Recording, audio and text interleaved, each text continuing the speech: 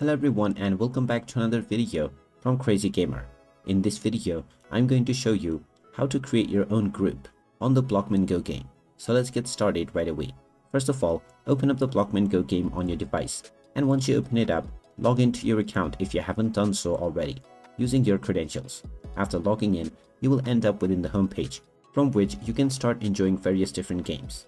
Now, if you wish to create your own group within this game, just click on the chat option at the bottom. This will now take you into the chat page. From here, go ahead and click on Friends, and then click on My Groups, and this will take you into your existing groups. If you don't already have one, tap on the plus icon at the bottom right, or you can also click on the Start Group option. From the Start Group menu, you will be asked to choose your friends that you want to add to your group. If you don't have any friends, you will first need to add some friends onto your account. After choosing your friends, tap on the tick mark at the top right corner, and then you will be allowed to edit your group name and other settings.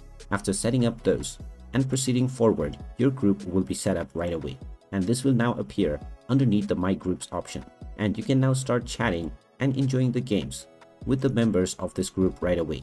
And there you have it. That is how easy it is to create your very own group on the Blockman GO game.